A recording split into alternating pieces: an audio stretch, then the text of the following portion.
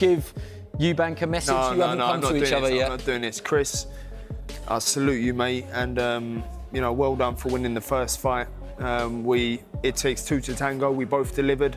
We both done what we needed to do, and I'm gonna iron you out second time round.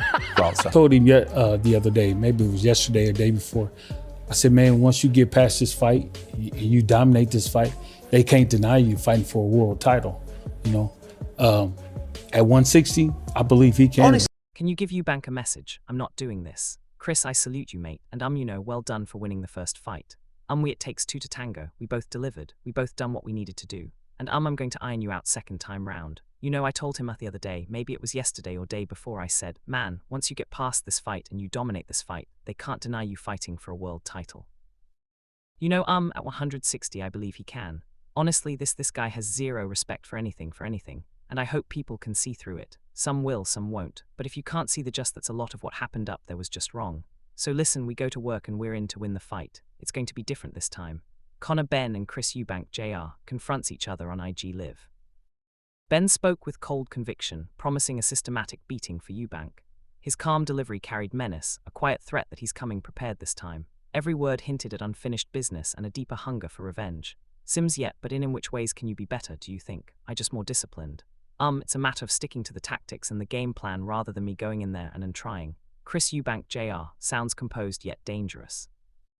Fully aware of what Benn brings this time, he talks like a man who studied his rival inside out.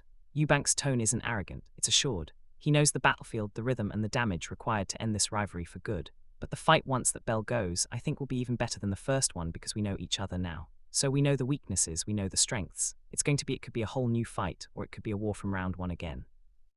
So you guys are going to have to wait and see, but Benn's response shows he's not backing down from the mind games.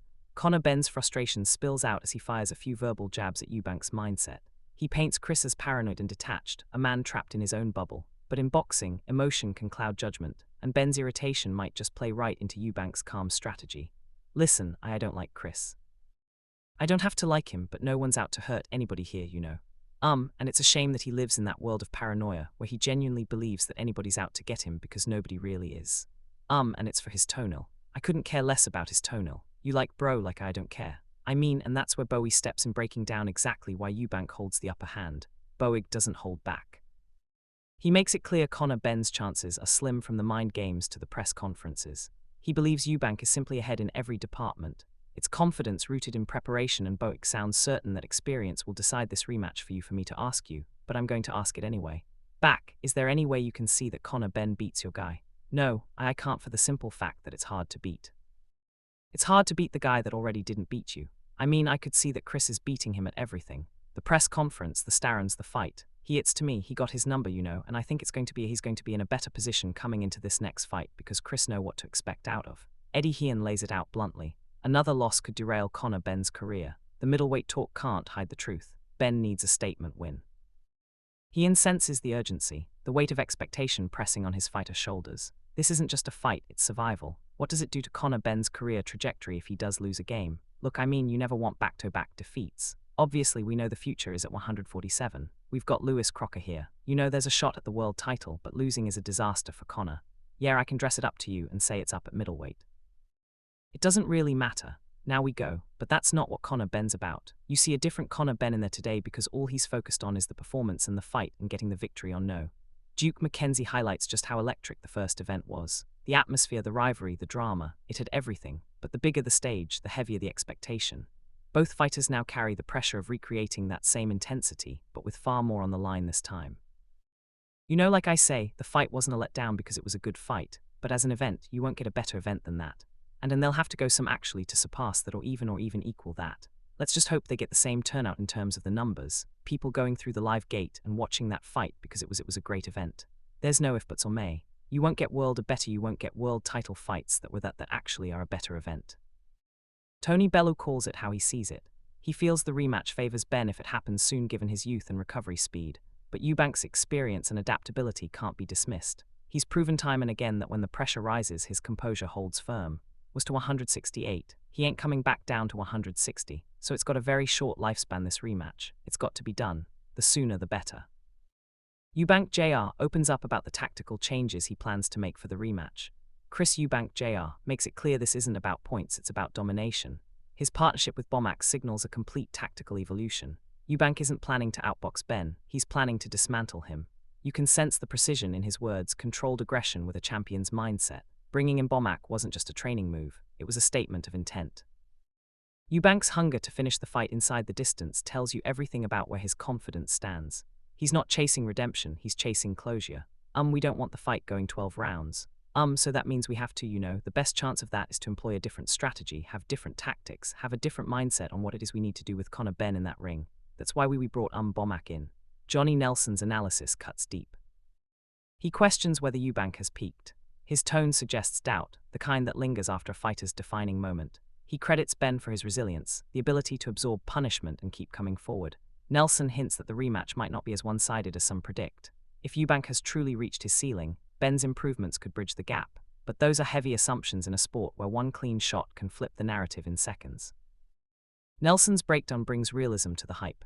Skill meets endurance and pride meets doubt. Do you think Conor Benn will be better in the second fight? Yes. Does that mean that you think that by him being better and there's no more left from Chris Eubank that Conor Benn's able to bridge the gap, get an outcome in his second fight? Without a doubt you do. He couldn't have done any more. If he could have knocked out Conor in that fight, he would have done. He just couldn't get rid of it. And Conor stuck it, so regards to him being surprised that Conor stuck it out a lot more. He couldn't get rid. Tony Sims radiates confidence. There's no hesitation, no second guessing. He speaks like a trainer who's seen something in camp that the public hasn't. For Sims, this isn't about revenge or emotion. It's about strategy and execution. He calls it historic, not as hype, but as certainty. Behind his calm tone is belief forged through preparation. His words paint a picture of a fighter reborn, sharper and mentally tougher. Benn's camp seems convinced they've unlocked the adjustments that can tilt the balance this time. Whether that's genuine conviction or calculated psychology, one thing's clear: they're entering this rematch believing victory is inevitable. So I think it'll get a lot more people wanting to tune into that fight. And obviously we're going to win the next fight, and but yeah, looking forward to it. Looking forward to us getting Conor Benn ready to fight, and yeah, it's going to be historic. Dave Coldwell delivers a more cautious take on how much Eubank truly has left in the tank. Dave Coldwell's words hit with honesty, a reality check amid all the talk. He questions whether Eubank's body and spirit can endure another war like the first. There's respect in his tone, but also realism. Fighters age, reflexes fade, and recovery slows. Coldwell implies that the intensity of their first encounter may have taken more out of Eubank than he's willing to admit. Still, Eubank's pride and pedigree can't be ignored. He's built on grit and self-belief. Coldwell's concern might be valid, but writing off a man like Eubank Jr. has proven costly before, and I don't think at this stage Eubank can do a lot more else, He'll try and do what he did, on fight night. It's whether he can go so well again. I don't think so. I don't know if the fight becomes as hard, and if it's as the pace and ferocity of a first fight. I'd be very surprised, and I'd be amazed if Eubank can do all that again. Dave Allen raises one of the most pressing issues in modern boxing, the rehydration clause. His concern isn't just technical, it's about fairness and fighter safety. He points out the physical imbalance that such rules create, forcing naturally bigger athletes to shrink themselves unnaturally. For Eubank Jr., this has always been a sticking point.